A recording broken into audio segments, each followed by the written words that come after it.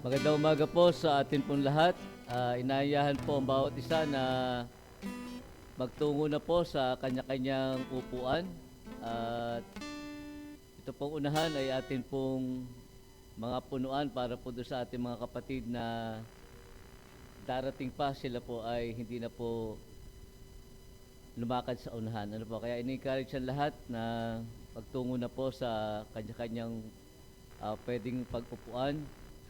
At minumungkahi po natin na yung atin pong mga phone, kung hindi pa po sila naka-silent mode sa ngayon, mangyari po na paki-silent na po yung ating mga phone para pagdating po na nag-start na po yung ating pananambahan ay hindi na po ito makadistract. Ano po? Tayo ngayon po ay dadako sa moments of silence, kaya alam po natin na bago po natin pasimulan ng pagsamba, ito po yung ating bagong ginagawa ngayon. At alam natin, maging sa eskwelahan, di ka po, makita nyo sa classroom, meron nakalagay doon, lagi silence. Nung elementary kami, nakikita ko yun eh. Tapos, alam natin kapag meron tayong gustong gawin, gusto natin na doon sa isang lugar na walang distraction. Gusto natin nakakapag-concentrate tayong mabuti. Kaya, sa araw na ito na pinakamahalaga para sa atin, yung Lord's Day, mahalaga po na tunay na magkameron tayo ng sandali ng katahimikan upang patuloy na pasalamatan, luwalhatin yung ating Panginoon. Sige po.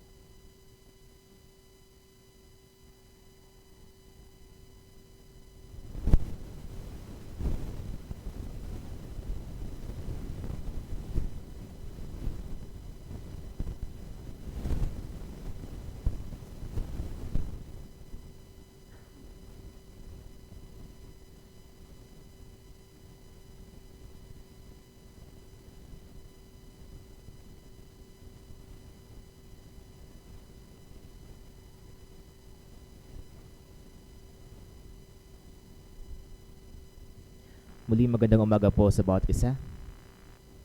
Ngayon po ay ika-18 ng Enero para sa taong 2026, ikatlong linggo ng buwan at maging ang taon na ito kung saan tayo po ay patuloy na nag-aaral at nagnanais na makalakad sa pananampalataya sang-ayon sa diwa ng ating annual team, a community committed to God's truth, walking in humility in every godly pursuit.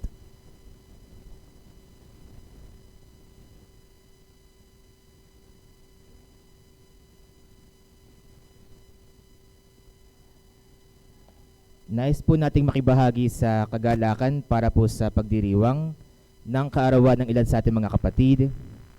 Noon pong January 15, si Kuya Seth for Mabilangan. Noon naman pong January 16, si Ate Feliz Mabilangan. At noon pong kahapon, January 17, kay Ate Gay Mendoza. Happy birthday po sa bawat isa. Noong nakarang linggo ay muli tayong pinalalahanan sa nararapat na anyo ng pagpapakumbaba na dapat nating isabuhay. Isang pagpapakumbaba na halo sa ehemplo ng ating Panginoong Hesukristo. Pamumuhay na nakatuon sa paglilingkod at may pagtatakwil sa anumang anyo ng kataasan at may pagtatangi ng sarili. Ang bawat isa ay tinatawag sa ministeryo ng paggawa para sa Panginoon. Tulad na kung paano ng ating Panginoong Hesukristo ay naparito sa lupa hindi upang paglingkuran, kundi upang maglingkod. Ang paglilingkod na ito ang nararapat na anyo ng pagsamba. Sa atin pong patuloy ng mga pag-aaral sa kanyang mga salita, nawa atin pong mas lubos na makita ang ating totoong kalalagayan sa harap ng Panginoon. At ganoon din ay mas mahayag ang kanyang kaluwalhatian at kadakilaan. Muli, tayo po ay tumugon sa hamon ng pagsamba. Welcome po sa C4 Worship Service.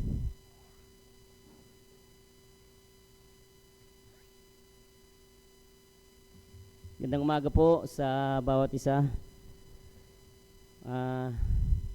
Isa pong pribilehiyo ang makasamba sa Diyos. Hindi po tayo karapat-dapat. Kaya sa oras na ito ng ating pagsamba, makita natin wala tayong kayang ibigay sa Diyos. Dahil lamang kay Kristo, tayo malayang nakakasamba ngayong umagang ito. Kaya samahan niyo po ako sa pag-awit. Kilalanin natin kung sino yung Diyos nating sinasamba. Siya ay isang kabanal-banalang Diyos.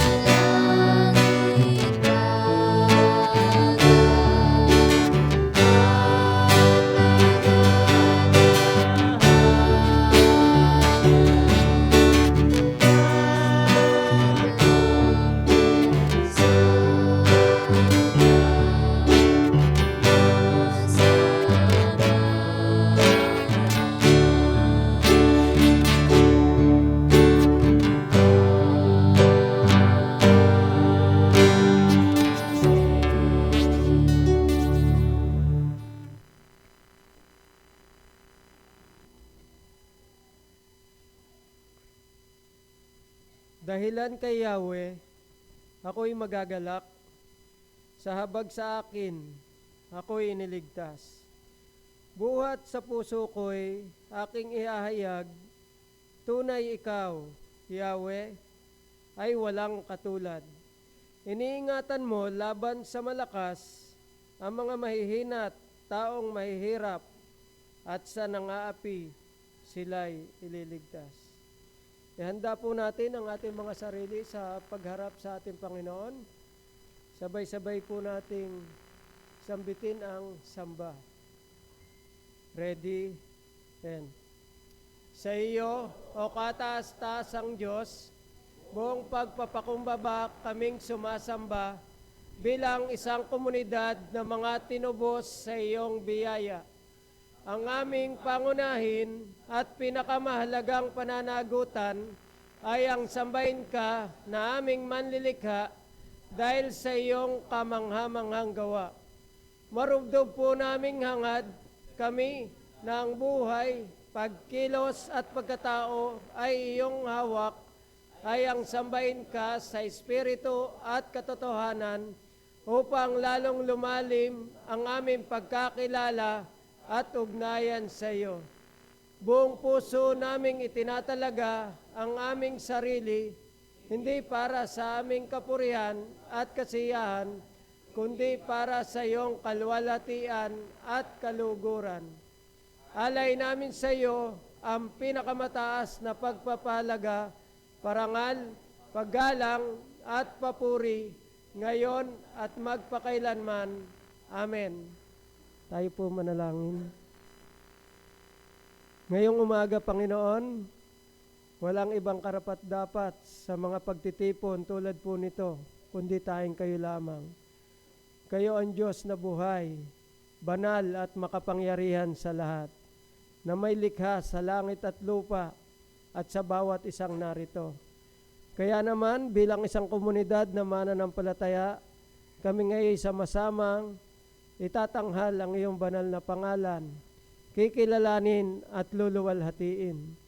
Maraming salamat, Panginoon, muli sa isang linggong lumipas, sa pag-iingat sa bawat isa, sa bawat sambahayan.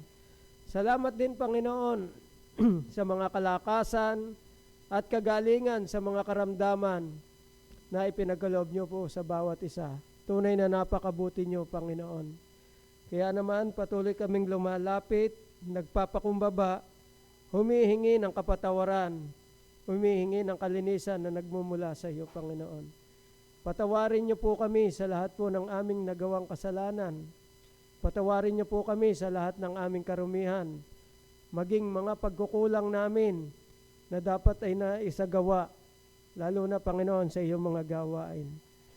Sa ganang sarili namin, Panginoon, magpapatuloy kami sa mga kasalanang tulad dito. Ngunit salamat dahil may isang Diyos na buhay. Salamat sa aming Panginoong Hesus, maging sa Espiritu Santo na sa amin ay kumakalinga at gumagabay. Nagpapaalala, nagtuturo sa aming abang kalalagayan sa iyong banal na harapan. Kaya naman, Panginoon, patuloy naming kinikilala na kayo lang po ang makakapaglinis at makakapagpaging dapat sa bawat isa sa amin sa banal na gawain ito. Kinikilala po namin na isang pribilehiyo na kami kabahagi sa pagsamba ngayong umaga. Kaya nawa, patuloy kami matagpuan na isang haing buhay, banal at kalugod-lugod sa iyong banal na harapan, Panginoon. At ngayong umaga, patuloy naming itataas at dadakilain ang iyong pangalan. Ito po ang aming panalangin sa tayong pangalan ni Jesus. Amen.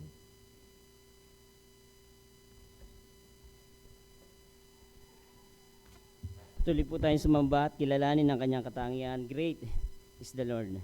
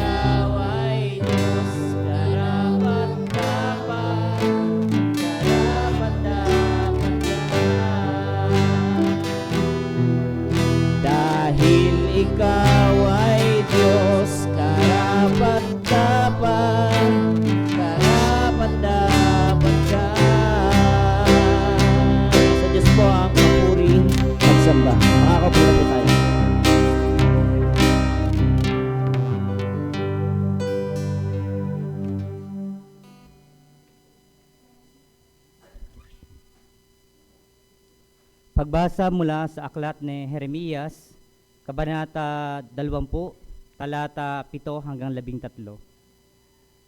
Ganito po ang sinasabi. O Panginoon, dinaya mo ko, at ako'y nadaya. Mas malakas ka kaysa sa akin, at nanaig ka. Ako'y nagiging katatawanan buong araw. Tinutuya ako ng bawat isa. Sapagkat tuwing ako'y magsasalita, sumisigaw ako, isinisigaw ko, karahasan at pagkawasak. Sapagkat ang salita ng Panginoon ay naging pagkutya at kadustaan sa akin sa bawat araw. At kung aking sasabihin, hindi ko na siya babanggitin o magsasalita pa sa kanyang pangalan. Waring sa aking puso ay may nag-aalab na apoy na nakakulong sa aking mga buto. At ako'y pagod na sa kapipigil dito at hindi ko na kaya. Sapagkat narinig ko ang marami na bumubulong. Ang kilabot ay nasa lahat ng panig. Batikusin natin siya, batikusin natin siya. Ang wika ng lahat kong mga kaibigan na nagmamatyag sa aking pagbagsak. Marahil sila'y madadaya kung magkagayoy madadaig natin siya at tayo'y makakaganti sa kanya. Ngunit ang Panginoon ay kasama ko na gaya ng isang kinatatakutang mandirigma. Kaya't ang mga umuusig sa akin ay matitisod at hindi nila ako madadaig. Sila'y lubhang mapapahiya sapagkat sila'y hindi magtatagumpay. Ang kanilang walang hanggang kahihiyan ay hindi malilimutan. O Panginoon ng mga hukbo na sumusubok sa matuwid, na nakakakita ng puso at pag-iisip, ipakita mo sa akin ang iyong paghihiganti sa kanila, sapagkat sa iyo ay itinalaga ko ang aking ipinaglalaban. Huling talata, magsiawit kayo sa Panginoon, purihin ninyo ang Panginoon, sapagkat kanyang iniligtas ang kaluluwa ng nangangailangan mula sa kamay ng mga manggagawa sa kasamaan. Pinagpala po ang salita ng Panginoon.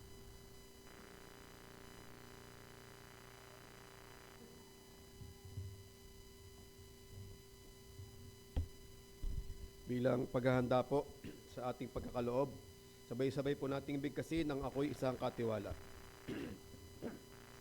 Ako'y isang katiwala, ready, begin. Ang lupa ay sa Panginoon at ang lahat ng narito. Ang sanlibutan at sila nagsisistahan dito. Kinikilala ko ang Panginoon na may lalang, may-ari, taga-alalay at tagapamahala sa buhay. Sa Kanya ako'y nabubuhay, kumikilos at may pagkatao. Ang aking buong pagkatao at ang lahat ng aking tinataglay ay sa Kanya. Ang aking panahon, talento, hanap buhay, mga mahal sa buhay, mga material na tinatangkilik ay mula sa Diyos. Bilang katiwalang Kristiyano, kinikilala ko ang pagiging Panginoon niya sa aking buhay at ako ay magsusulit sa Kanya pagdating ng araw. Ngayon, ako ay naghahandog at nagkakaloob ng buong puso at may kagalakan para sa Kanya.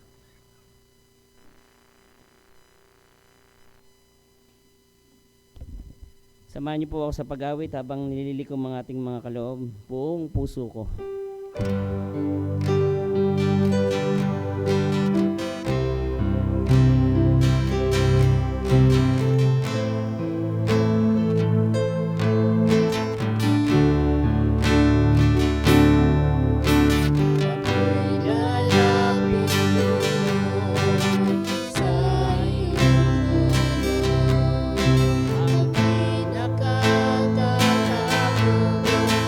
Ay hayag sa'yo.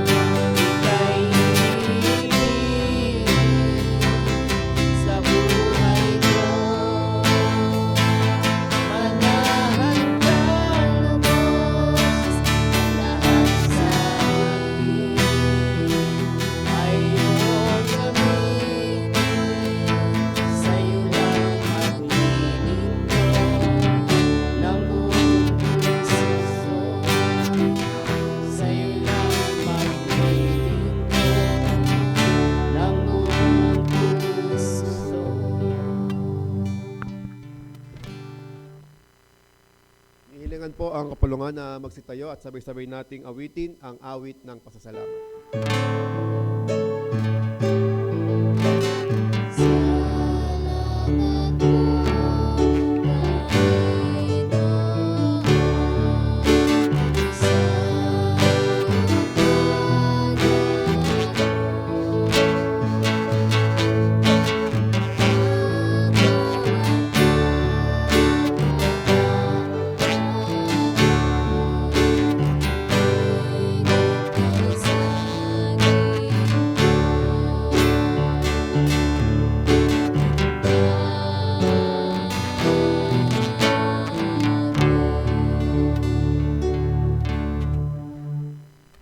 Panginoon, tunay po na higit sa ginto ang mga pagpapalang ibinibigay niyo po sa amin. Salamat po sa mga kaloob na ito na nagmula po sa inyo na magagamit po namin sa pagkapatuloy ng inyong gawain dito sa lupa.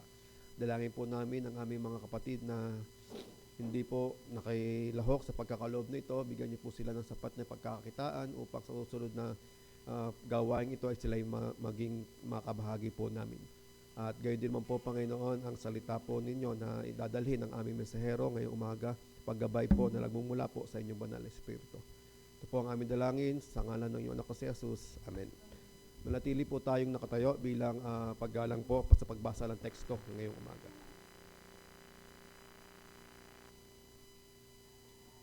Good morning po ulit sa bawat isa. Sa pagkakataon pong ito, dadako po tayo sa pagbabasa ng text na ating pong pag-aaralan ngayong umaga. Buksan po natin ang ating mga Biblia sa aklat ng Isaiah 66 verse 1 and 2. Ako na lamang po ang babasa at sundan nyo na lamang po sa inyong mga sipi. Hahatulan ni Yahweh ang mga bansa. Ito ang sabi ni Yahweh, ang aking trono ay ang kalangitan, at ang daigdig ang aking tungtungan. Anong klasing bahay ang gagawin mo para sa akin? Anong klasing lugar ang aking titirahan? Sa lahat ng bagay, ako ang may likha, kaya ako ang may-ari ng lahat ng ito.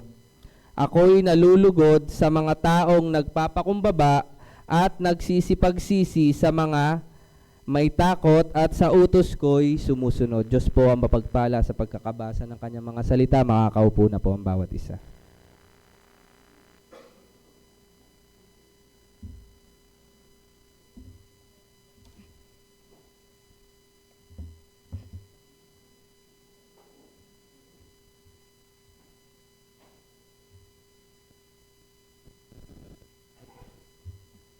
Magandang umaga po sa bawat isa sa atin. Ito po ang pangatlong linggo ng ating pong sama-samang pagsamba sa Diyos. Nung pong unang linggo ay ating pong pinagtuunan ng pansin ang mensahe sa teksto sa Esdra, Kabanatang 7, talatang 1 hanggang 10. Pero yun pong ating pinagpokosan doon, yung pong chapter verse 10, na itinalaga ni Esdra ang kanyang sarili sa pag-aaral ng salita ng Diyos, sa pagsasabuhay at pagtuturo ng salita ng Diyos. Meron po tayong pamagat doon po sa sermon ni Pastor Rex, The Sovereignty of God and His Word. So yung pong pinakathesis noon ay ito: ang pagkilala at pagpapasakop sa Diyos ay humahantong sa pag-unawa at pagsunod sa kanyang salita. Noong pong nakaraang linggo, ikalawang Sunday ng ating pong pananambahan, ang ating pong Pastor Obrador ay nagbahagi sa atin doon sa teksto na John chapter 3 verse 22 hanggang 31. Na ang focus po ay doon po sa John chapter 3 verse 30, na ang sabi ng noong pong si Juan, sabi niya, ako ay mababa at ang Panginoon ang siyang mataas. So yung pong title noong pong kabilang linggo, ang Diyos ay mataas, tayong tao ay mababa. At ang pinakathesis po noong ating pong pag-aaral noong kabilang linggo, ang tunay na kapakumbabaan ay nagsisimula sa pagkaunawa kung sino ang Diyos na pinaglilingkuran. Tayo po'y sandaling manalangin. Kinikilala namin o aming Diyos, na liban sa iyong pagkilos ang pangangaral ng iyong salita ay walang saysay. Kaya ang aming dalangin, Panginoon, sa kapangyarihan ng banal na Espiritu, ang iyong mga salita na mahayag at mahasik sa puso ng bawat isa sa amin ay may kapangyarihang humamon na kami ay may pagpapakumbabang tumugon sa kapangyarihan ng iyong salita at may kapakumbabaang sumunod at isabuhay ito sa amin pong pangaraw-araw na pamumuhay. Ito po ang aming dalangin sa pangalan ng Panginoong Hesus. Amen. Nung yung inawit natin kanina, ako'y namamangha. Sa ating pong pagsamba, napakahalaga na makita natin yung pong high view of God. Kapag hindi po natin nakita kung gaano, kataas ang Diyos, hindi po natin siya masasamba ayon sa kanyang panuntunan.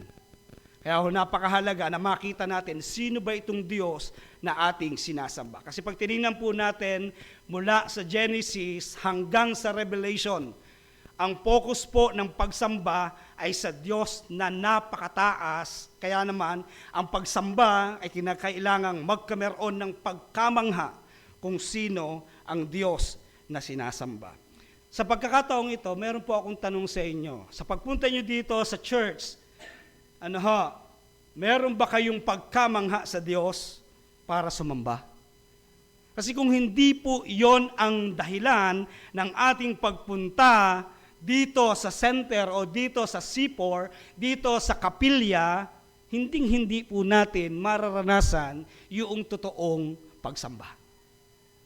Kasi wala po tayo doon sa pagkamangha. Kahapon kami ay nasa seminar sa Tanawan tuloy. TBC kasi, Trinity Bible Church. At ang isa po sa mga tinalakay o binigyan diin ay yung pong effectual calling. Pag sinabi pong effectual calling, ito po may kinalaman sa doctrine of salvation.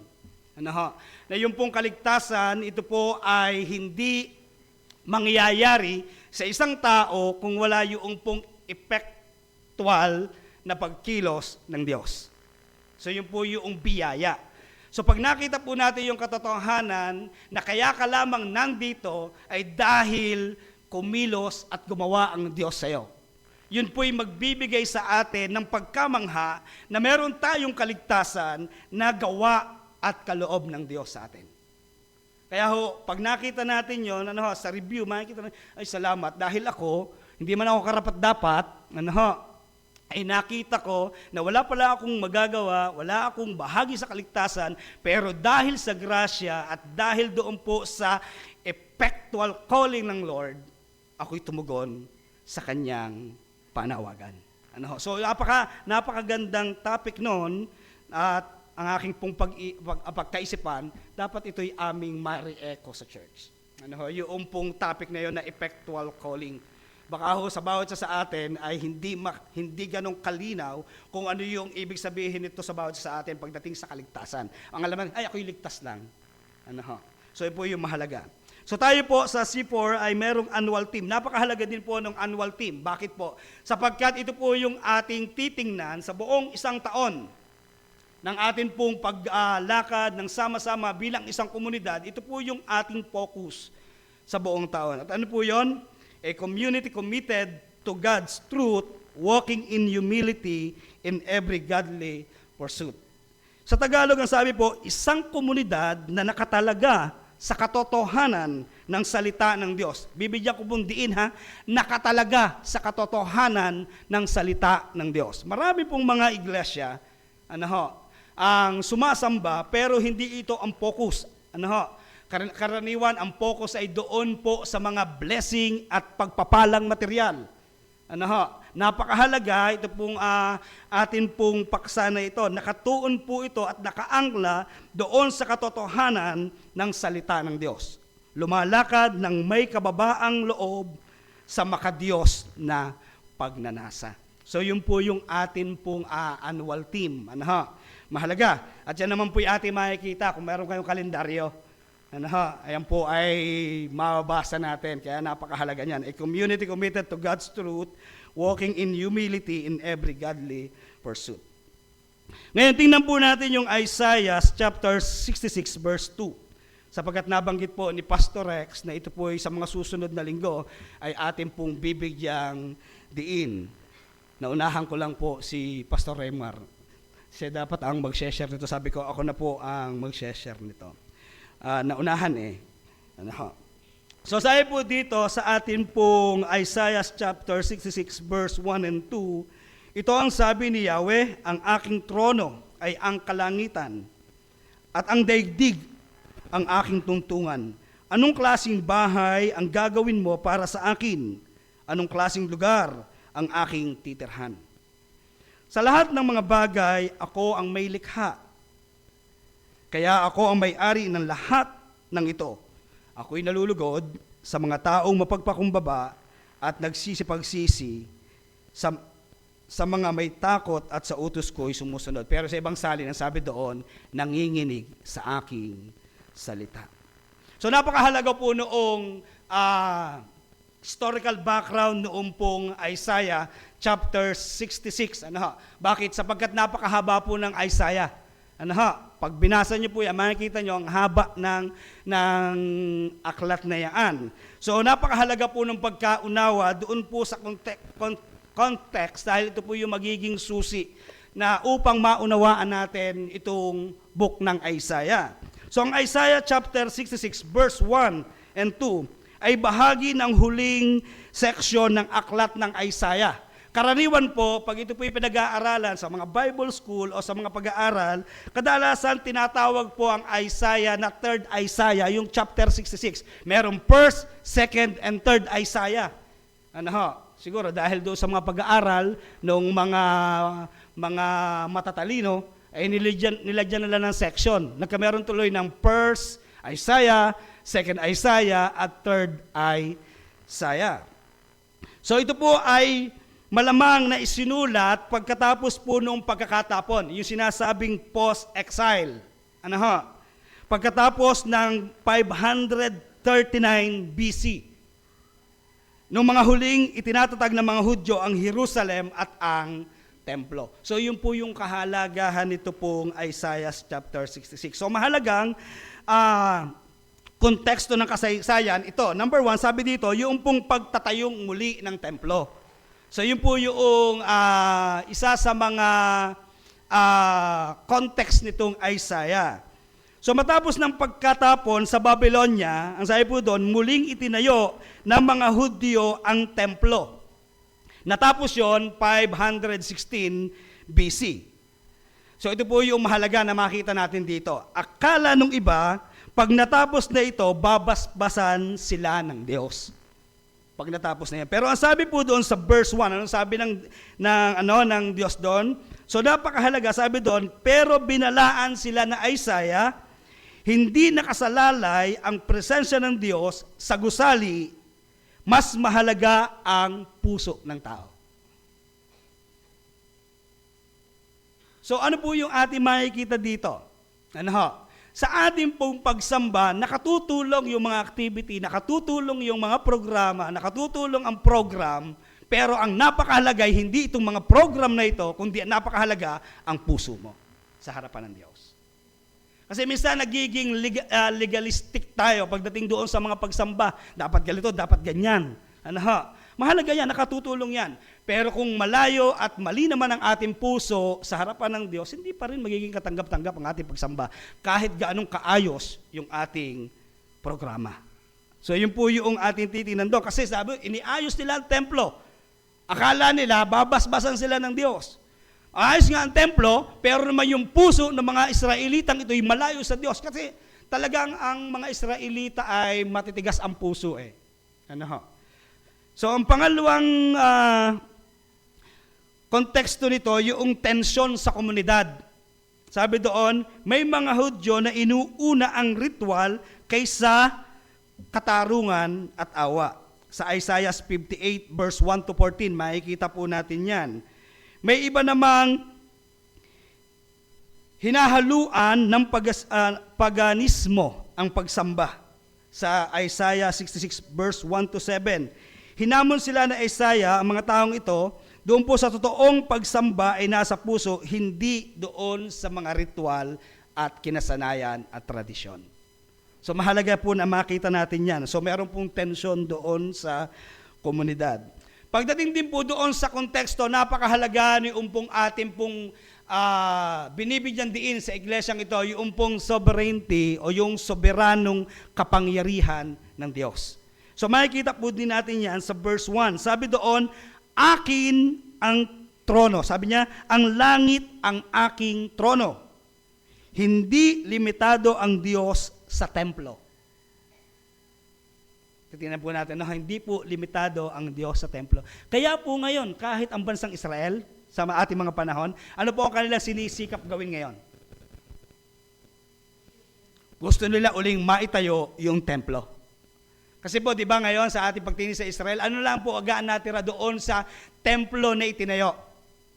Di ba pader na lang? Wall. Doon na nga lang sila nananalangin. May nakita po ako sa social media, nagkatipon ang 50,000 katao na mga Israelita sa iisang pagsamba. Nandoon sila. Ang daming tao. Akala nila, muli silang pagpapalain ng Diyos pag naitayo nila yung templo. Sa ating pong kapanahunan, hindi na po yung physical temple ang pinahahalagahan ng Diyos. Sa ating pong kapanahunan, ano na ang templo ng Diyos? Diba? Yung puso ng bawat nanampalataya sa Panginoon. At tayo po ang templo ng Diyos. So yun po yung mahalaga ngayon.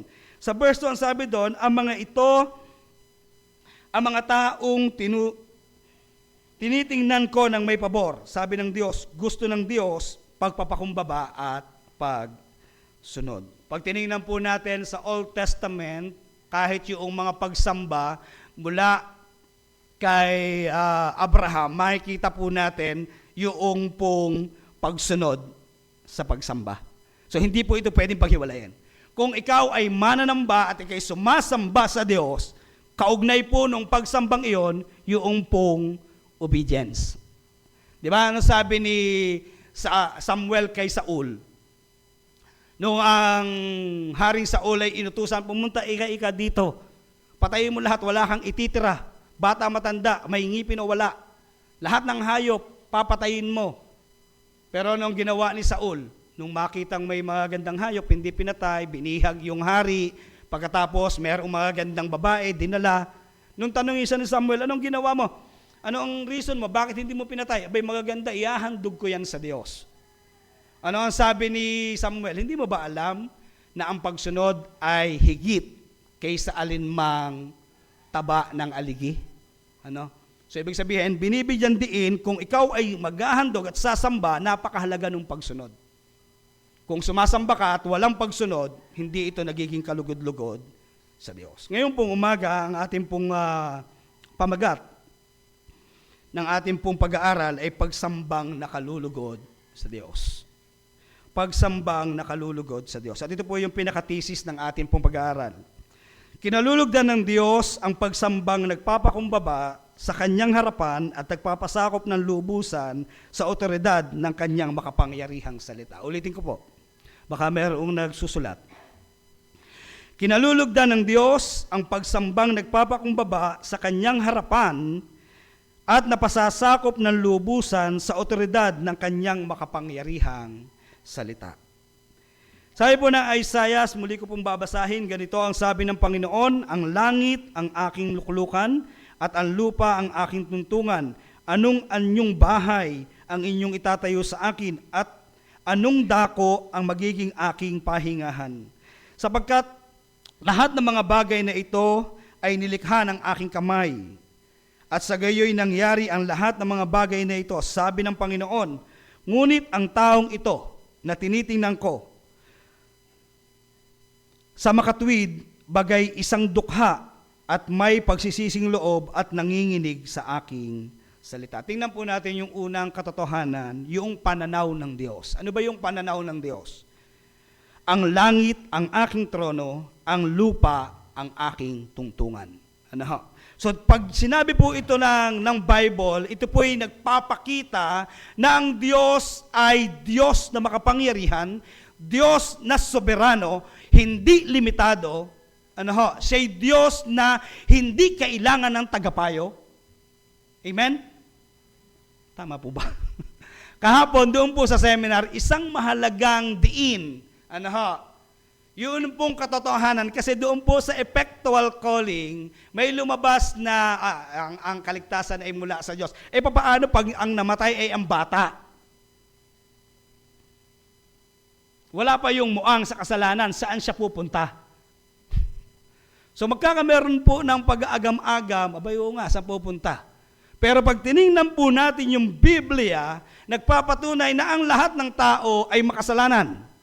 Bata man o matanda, hindi ka pa nga ipinapanganak, nasa sinapupunan ka pa lamang ng iyong ina, makasalanan ka na. Pag tiningnan po natin yung katotohanan ngayon, wala talagang pupunta sa langit.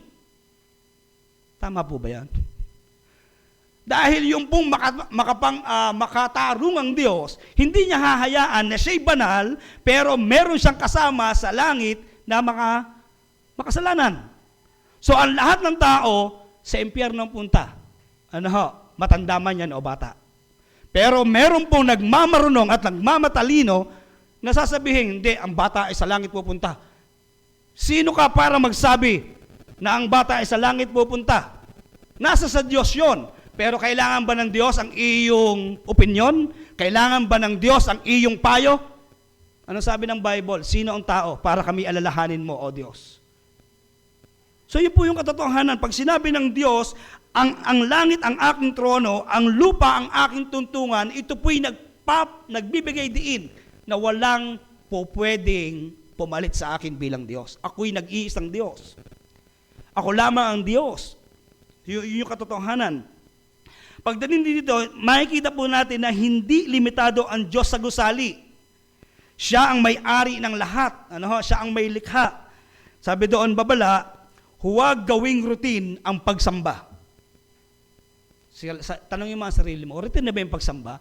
Every Sunday, pag ikaw ay nahihirapang bumangon every Sunday, at parang, Sunday na naman. Pupunta na naman ako sa church. Pag hindi ako pumunta, hahanapin ako. Pagkatapos, tatanungin ako ni Pastor Raymar, nasaan ka nung linggo? Bakit wala ka sa church? Ikaw naman, may pinuntahan po. Hindi makapagsabi ng totoo. So pag ito na po yung ating pagsamba, nagiging routine na lang, hindi importante ang puso, hindi ang gawa lang. So ibig sabihin, napakahalaga na every Sunday, kasi ito po'y priority ng isang tunay na mananampalataya, ang sumamba sa Diyos. So hindi nai-impress o nasisiyahan ng Diyos sa mga gusali kung malayo naman ang puso mo sa Kanya. Hindi nai-impress ang Lord kahit gaano kaganda ang ating program. Kahit gaano ka-perfect yung ating program. Kung ang ating namang puso malayo sa Diyos. Kasi merong iba program-centered sa pagsamba. Tayo mo, nasa organized naman tayo. Pero merong iba na talagang kapag nagiging dahilan pa para magkagalit-kagalit ang church. Ba't hindi mo ginawa ito? Nakalimutan mo ito.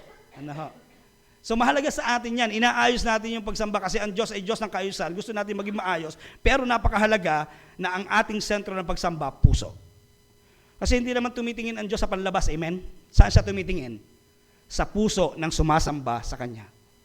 So mahalaga po yun. Hindi nai-impress ang Lord sa ating mga panlabas na katatayuan. Di ba, noong si Haring David ay kukunin ng king, sa Netflix ba yun?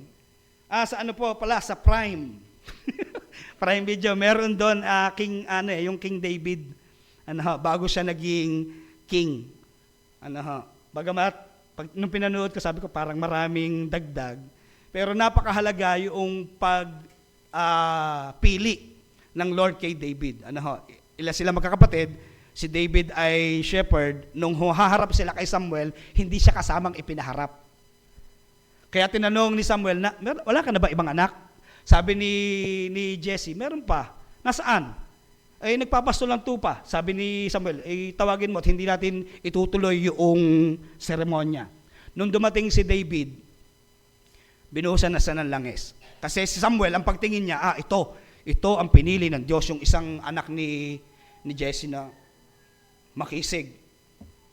Akala niya, yun ang pinili ng Diyos. Si David, siyempre, maliit, hindi ganun kaayusan, pastol ng hayop.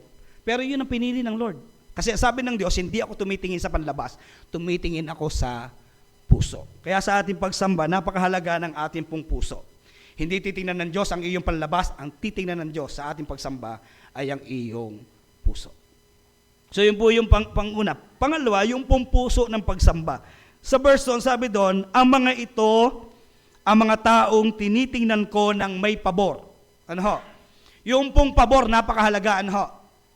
Malibang sumaatin ang pabor ng Diyos, hindi natin mararanasan ang tunay na kagalakan at ang tunay na kapayapaan kung hindi po natin mararanasan ang pabor ng Diyos. Kaya napakahalaga po, doon po sa puso ng pagsamba, yung pabor ng Diyos. Sino ang kinalulugdan ng Diyos? Sabi niya, ito ang kinalulugdan ko.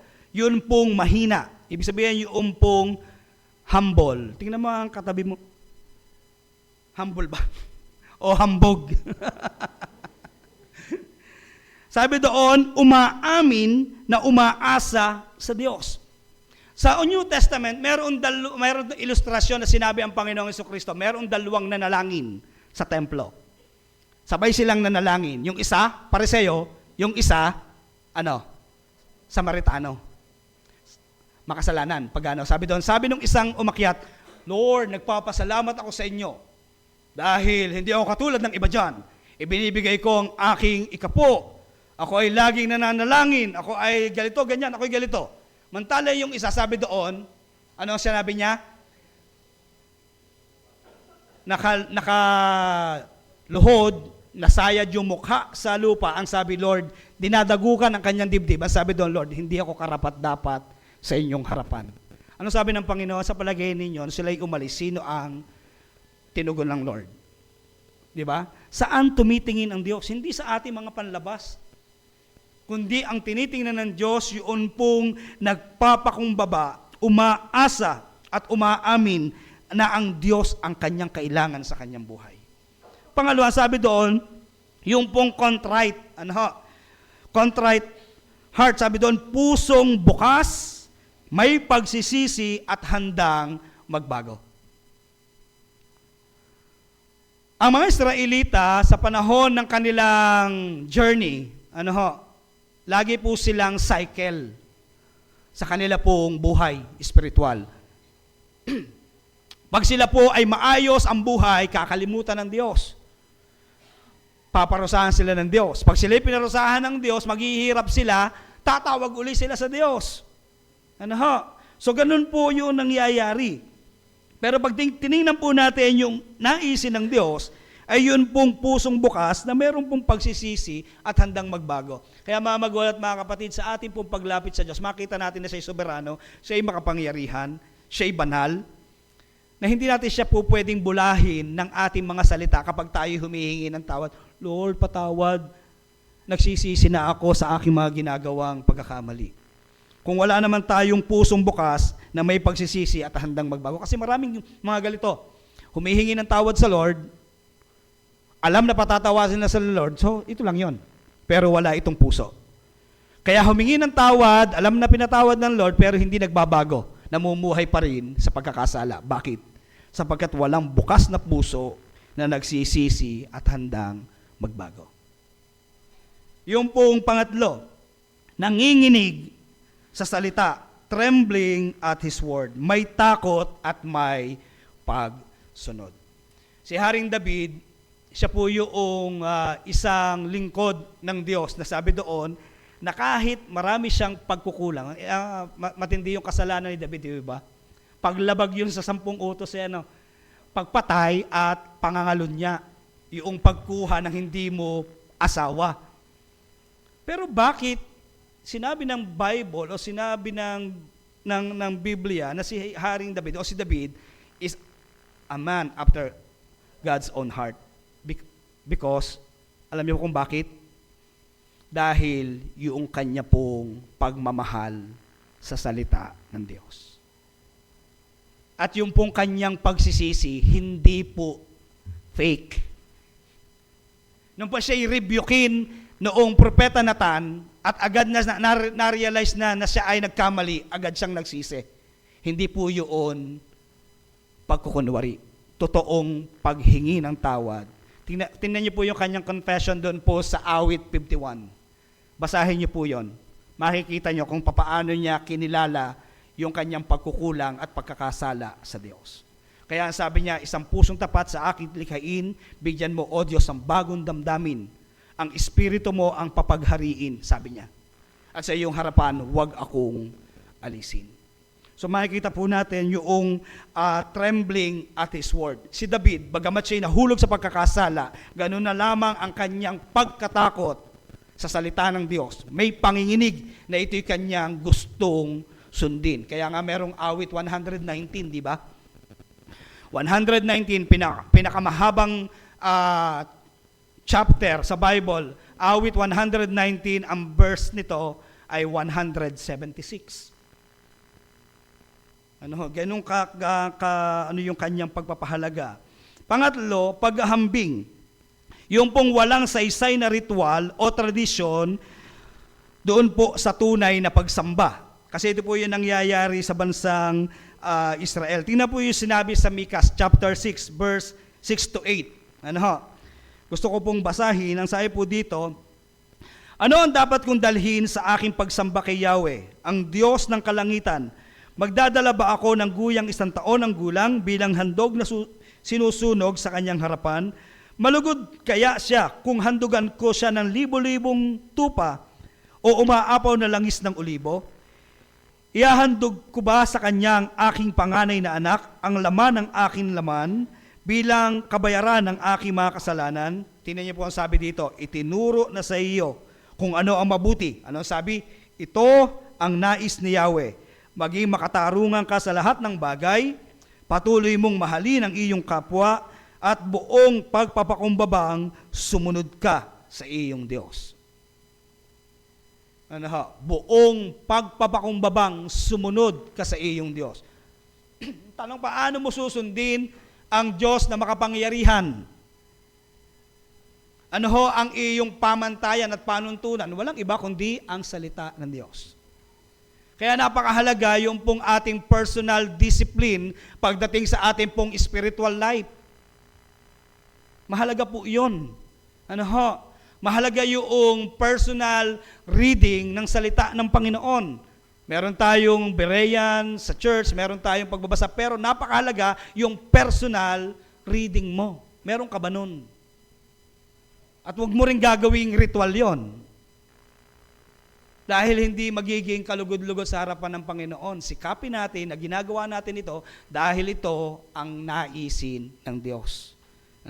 Gawa 7, 45 and 50. Sabi dito, gayon man ang kataas-taasan Diyos ay hindi naninirahan sa mga bahay na ginawa ng tao. Sabi ng mga propeta, ang langit ang aking trono, sabi ng Panginoon, at ang lupa ang aking tuntungan. Anong uring bahay ang itatayo nyo para sa akin? O anong lugar ang pagpapahingahan ko? Hindi ba't ako ang gumawa ng lahat ng ito? So napakahalaga po nun na ang pagsamba natin, mga magulang at mga kapatid, ay huwag maging ritualistic. Huwag maging tradisyon na nakasanayan.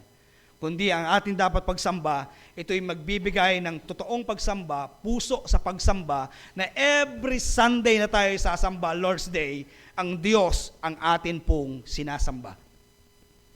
Ang Diyos ang atin pong sinasamba. Next, sabi po dito, ang tunay na pagsamba, ito ay sa pusong nagpapakumbaba, nagmumula at hindi sa ngusong mapagkunwari. Ulitin ko. Ito ay pusong nagpapakumbaba, sa pusong nagpapakumbaba at hindi sa ngusong mapagkunwari. Ito, madalas natin narinig itong mga illustration. Sa langit daw, ang daming ngusong ligtas. Bakit? Sabi, Kristiyano ako, nguso lang, pero wala yung buong pagkatao. Kasi ang puso ay hindi talaga sa Diyos. So, ang sabi ng Mateo chapter 15, verse 7 to 9? Sabi niya doon sa kanya mga kausap, mga mapagkunwari, tama nga ang sinabi ni Propeta Isaiah tungkol sa inyo. Ang paggalang sa akin ng bayang ito ay pakunwari lamang. sapagkat sa bibig at hindi sa puso ito bumubukal. Walang kabuluhan ang kanilang pagsamba, sapagkat itinuturo nilang galing sa Diyos ang kanilang mga utos. Sa mga magulang at mga kapatid, merong ibang mga churches o merong ibang mga pinanggagalingan tayo na may mga sinusunod na utos na hindi naman yun na sinasabi ng Bible. At pag hindi mo ginawa yon, parang nagkakasala ka sa Diyos. Pero pag tinignan po natin yung tunay na pagsamba, ito po'y nag-uugat sa katotohanan ng salita ng Diyos. Paano natin sasambahin ang Diyos? Ito po'y sa katotohanan ng salita ng Diyos. Ang salita ng Diyos ang pamantayan natin sa pagsamba at sa totoong pagsamba. Tingnan po natin yung pagtanggap at paglalapat nito sa buhay. Pero bago yon, ito po muna yung aking gustong bigyan diin. Ang tunay na pagsamba ay tungkol sa pagbibigay sa Diyos. Hindi paghahanap ng aliw o personal na kasiyahan. Ang tunay na pagsamba ay tungkol sa pagbibigay sa Diyos, hindi paghanap ng aliw o personal na kasiyahan. Magandang halimbawa nito, yung pong pagsamba ni Abraham o yung paghahandog ni Abraham. Diba ano sabi sa kanya ng Diyos? Abraham, ihandog mo sa akin si Isaac. Saan ihahandog ni Abraham si Isaac? Sa bundok ng Moriah. Malayo yun. Diba? Pagpupunta nga tayo sa Mount Makiling, diba? Ang hirap mag-hiking. So sa kanya kapanahunan, hindi madali yung hinihingi ng Lord sa kanyang paghahandog at pagsamba. Diba? So kinakailangan niyang maghanda. Pag binasa natin yung storyang iyon kay Abraham, anong ginawa niya? Nung marinig niya yung utos ng Diyos. Siya ba ay nag-retaliate? Siya ba ay nangutuwiran? Hindi. Ang sabi doon, kinaumagahan, maagang gumising si Abraham. Anong ginawa? Inihanda ang lahat ng dapat dalhin sa pagsamba. So kung ating pong titinan dito, yung pong pagsamba ay hindi doon sa ating comfort zone. Di ba? Hindi sa ating comfort. Sasamba ako kapag maayos ang pakiramdam ko. Sasamba ako kapag maganda yung aking mood. Hindi ganoon ang pagsamba. Dahil ang pagsamba hindi naman para sa ating kaaliwan at personal na kasiyahan, kundi ang pagsambay para sa Diyos na sa atin ay nagbigay ng buhay na walang hanggan. Ito pa, sa tabernakulo walang upuan. Hindi pumupunta mga Israelita doon upang umupo at paglingkuran. At tiyak na hindi sila pumupunta doon para sa libangan. Pumupunta sila doon upang sambahin ang Diyos at paglingkuran. Ulitin ko yung tabernakulo ng mga Israelita, hindi sila pumupunta doon upang umupo. Dahil walang upuan doon upang umupo at paglingkuran. Marami sa mga churches, paupo-upo, pakuya-kuyako yung mga mananampalataya. At ang gusto pa sila ay pinaglilingkuran. So sana po makita natin yung ating mga sarili na pagpunta natin sa church, tayo po'y pupunta rito upang maglingkod sa Diyos sa pamamagitan ng ating pagsamba. Ang pagsamba ay pagsuko ng ating buong kalikasan sa Diyos. Ang pagsamba ay pagsuko ng ating buong kalikasan sa Diyos. Buong pagkatao. Ang tunay na pagsamba ay kapag ang puso ay tama, ang isip ay nakatuon, at ang buhay ay masunurin. Ulitin ko yon. Ang tunay na pagsamba ay kapag ang puso ay tama, ang isip ay nakatuon, at ang buhay ay masunurin. Tingnan po natin yung paglalapat nito sa ating pong mga buhay. Napakahalaga yung pong paglalapat. Sabi dito, tingnan ang puso mo. Magkameron ka ng personal evaluation sa iyong sarili. Dahil ang tunay nakakakilala sa iyong sarili ay ikaw, lalo't higit kilala ka ng Diyos. Kahit nga sa asawa natin, kaya pa natin magtago at magkunwari. Pag sinabi ng asawa natin, anong iyong problema? Minsan sabihin, wala. Kahit meron. So ikaw ang nakakakilala sa sarili mo.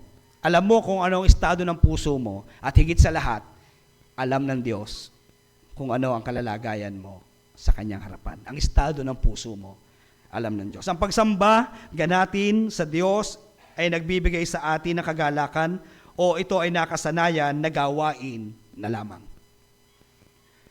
So maging paalala sa atin ito mga magulang at mga kapatid. Nasa pangatlong linggo tayo ng ating Lord's Day. Meron tayong 52 Sunday. Tama? Sa isang taon. Huwag nawa itong maging ritual ng ating pagsamba. Huwag itong nakasanayan. Huwag itong maging tradisyon. Huwag itong maging ritual. Kundi sa bawat linggo ng ating pagsamba, lagi tayong magpasiyasat, Lord, saliksikin mo ang aking puso. Katulad ni Haring David, sabi niya, siyasatin mo ang aking puso, alamin mo ang aking isipan. Kung ako'y hindi tapat, ito'y iyong nababatid. Mahalaga yon. At pangalawa, na paglalapat sa ating buhay, ipanalangin o ipagdasal natin, humingi ng pusong mapagpakumbaba. Manalangin tayo, Lord, bigyan mo ako ng isang pusong mapagpakumbaba. At pangatlo, magsikap. Ano yung pagsisikapan? Magtalaga ng oras upang pag-aralan, isabuhay at ibahagi ang salita ng Diyos sa iba. Katulad ng ginawa ni Ezra, maging ang ating Panginoong Jesucristo sa kanyang ministeryo, sa kanyang paglaki. Lumaki siya ng buong karunungan at katalinuhan. Napakahalaga talaga ng pagtatalaga ng oras upang pag-aralan ang salita ng Diyos at upang ito'y isabuhay. Hindi natatapos ang ating pong pag-aaral sa pagkaalam lang, kundi dapat merong pagsasabuhay at merong pagbabahagi ng salita ng Diyos sa iba. Kulang yung alam lang natin, at hindi naman natin isinasabuhay.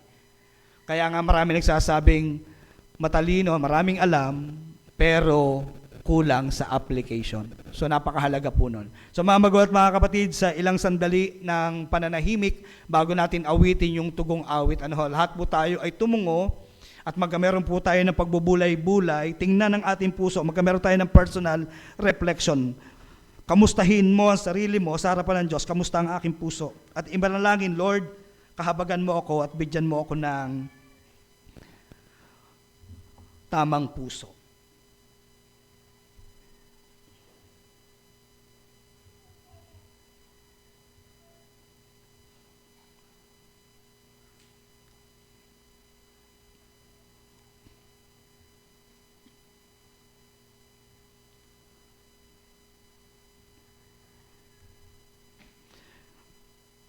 Panginoon, narito kami bilang isang komunidad.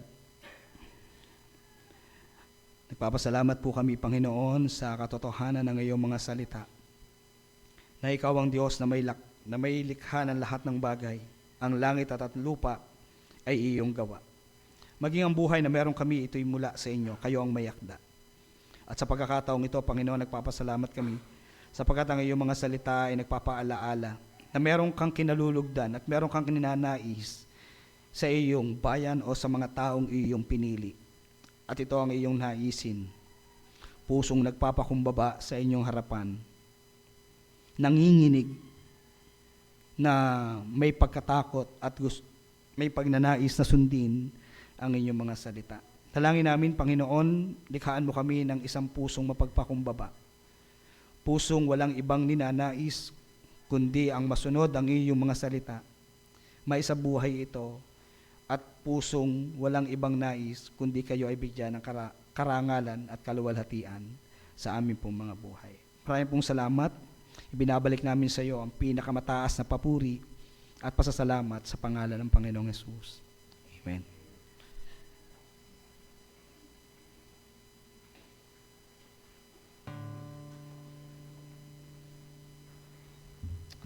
At tumayo po tayong lahat para sa tugong awit.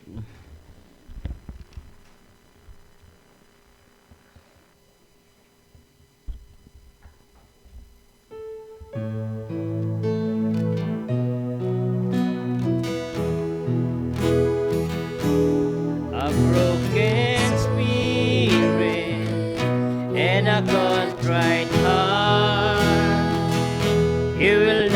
despise. You will not despise. You desire truth in the inward parts, a broken spirit and a contrite heart. Lord, my heart is prone to wander, prone to leave the God I love. Here's my heart, Lord, take and seal it for your courts above. A broken spirit and a contrite heart, you will not despise. You will not despise. You desire truth in the inward parts, a broken spirit and a contrite heart, a broken spirit and a contrite heart. Ay manalangin. Aming Diyos na makapangyarihan sa lahat, sa iyo ang pinakamataas na papuri, pinakamataas sa pagsamba at pinakamataas na paggalang at pagrespeto. Pagpalain kayong lahat ng ating Ama sa langit. Ilingap nawa ng Diyos ang kanyang maamong mukha sa inyo at kayo papagtagumpayin. Sa isang Diyos na sa atin ay umibig, sa Panginoong Yesus na nag-alay ng kanyang buhay para sa ating kaligtasan, sa banal na Espiritu na sa atin ay kumakalinga, umaaliw, pumapatnubay, sumakanya ang kaluwalhatian mula ngayon at magpakailanman. Amen.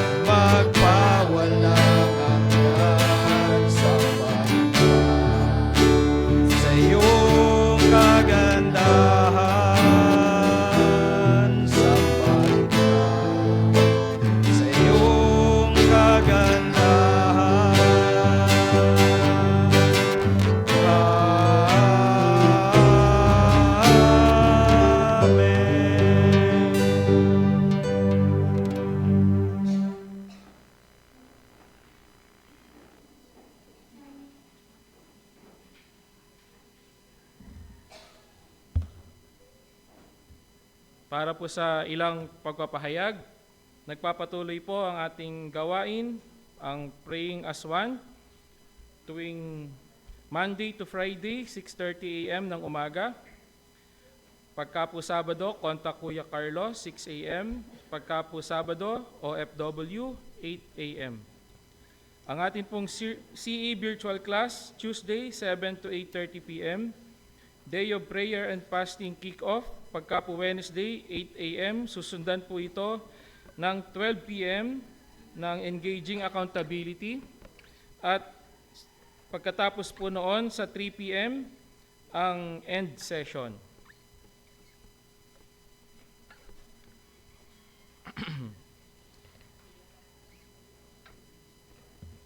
Meron din pong Praying as One Wednesday ng gabi, 7 to 7:15 p.m. At ang Hope Meeting po natin every other Thursday, 7 to 8 p.m. Meron po tayong C4 Family Live tuwing Friday, 6:30 to 7 p.m. At ang Berean Aswan, kasunod po nito sa ganap na 7:15 ng gabi. Nagpapatuloy din po yung ating jail ministry every other Saturday, 2:30 p.m. Makipag-ugnayan lamang po kila Ate Pe at kila Pastor Marlon para kung gusto niyo pong makibahagi sa gawain na ito. At meron po tayong mga nagpapatuloy na SBC and Sambahayan as scheduled. At yun pong ating Better Together, Partners in Prayer. Nagpapatuloy din po ito. Tingnan po ninyo sa chat group kung sino po yung inyong mga kapartner sa pagpasok ng bagong linggo na ito. Ang atin pong CCI class, wala pa po na po tayong CCI class. Maghintay po ng mga updates mula sa ating GC. Yun pong ating Young People SBC. Nagpapatuloy din po ito. Ngayon pong araw, ang Seniors Fellowship. Pagkatapos po ito ng ating Lord's Table, pero meron muna yata ang kababaihan meeting. Yan. So kababaihan meeting po muna, tapos tsaka po yung Seniors Fellowship after. Yan. So next week po sa Sabado, meron tayong Rohi Lamb kick-off sa alas 8 ng umaga hanggang 11:30 ng bago mananghali. At ang atin pong General Assembly at Installation of Leaders ay sa susunod na linggo after ng Lord's Table. Meron po tayong isang bisita ngayon na imbitahan po siya ni Ate Bel Marasigan. Mangyari lamang pong tumayo upang makilala si Angelica Estrada.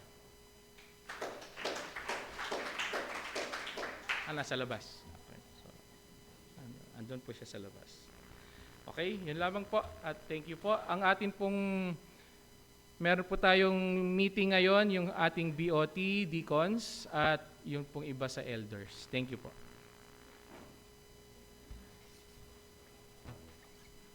Sige po, muli po tayong tumayo para sa huling awit.